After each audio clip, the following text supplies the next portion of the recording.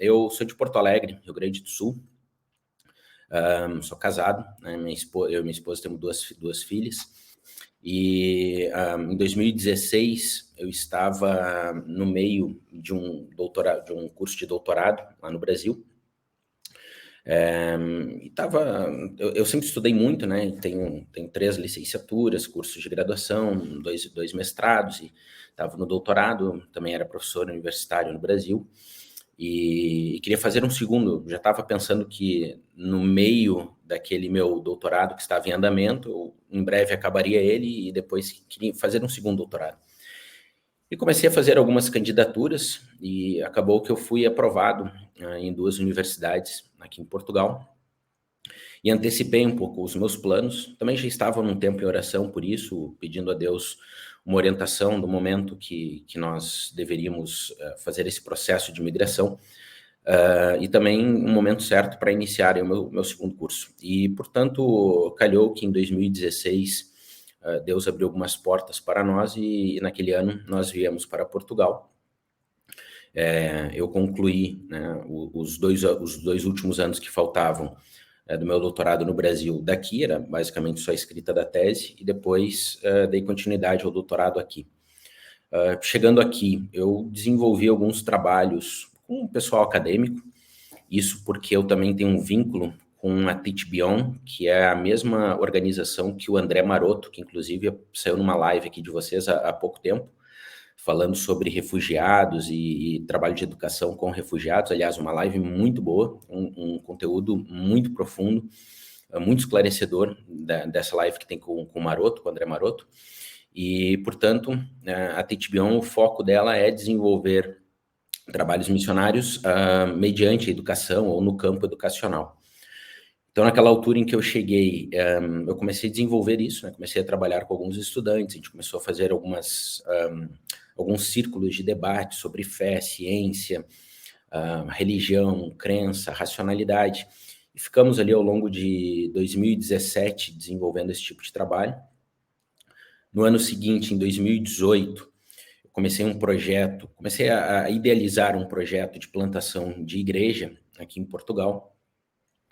E enquanto isso não se consumava, não se efetivava o projeto de plantação de igreja, eu fui desenvolvendo alguns outros trabalhos mais no campo da história, que é uma das minhas áreas de atuação também, pesquisando e trabalhando de uma maneira mais, como é que eu diria, mais simples, mais fácil, para dar ao grande público a compreensão e entendimento sobre a história da igreja, a história da teologia, o papel do cristianismo através dos séculos, ou ao longo dos séculos, mais especificamente na era moderna, e mais especificamente as transformações que o cristianismo provocou no continente europeu, a partir da Reforma Protestante. Então, em 2018, fui desenvolvendo esses projetos, esses trabalhos, até que no segundo semestre, né, Deus nos permitiu começar uma congregação, uma igreja aqui em Braga, Comunidade Cristã Esperança. Desde então, eu tenho ocupado, né, o cargo de pastor da igreja, me dedicado ao trabalho ministerial aqui em Portugal, mas também tenho desenvolvido outros trabalhos paralelo ao pastoreio. Nós fundamos há mais ou menos 2 anos, em 2021, na cidade do Porto, uma escola de teologia, que é a Céu e Terra. Na verdade, é uma associação, nós temos diferentes ramos dentro dela, diferentes áreas. Temos uma escola de teologia, temos cursos de idiomas, temos alguns trabalhos sociais, temos trabalhos também de qualificação e preparo de obreiros em diferentes denominações. Então, é um trabalho bem amplo, e por isso ele é um trabalho interdenominacional. A própria liderança desse trabalho também é de diferentes denominações, diferentes igrejas, todas protestantes, mas de diferentes denominações. Também tenho alguns trabalhos que desenvolvo com missionários aqui na Espanha, em parceria com algumas igrejas, e temos trabalhado sempre nesse sentido, sempre vinculando o trabalho da igreja local com qualificação e preparo, especialmente no campo teológico, e também trabalhos com estudantes, debates de nível mais acadêmico. E esse tem sido o ritmo do nosso trabalho, e por isso a agenda está sempre muito cheia por aqui. Às vezes as pessoas, só complementar, muitas vezes as pessoas pensam que o facto de o continente europeu ser considerado, especialmente no campo sociológico, né, um continente pós-cristão, ou vive um contexto pós-cristão, e por isso supõe-se que o trabalho da igreja é muito pequeno, muito irrisório, muito simples, e de fato, em alguma medida mas também isso nos leva a ver que há muitas oportunidades, há muitos nichos, muitas comunidades, muitos envolvimentos também das pessoas na sociedade que necessitam compreender, conhecer esse evangelho que nós professamos e que nós pregamos.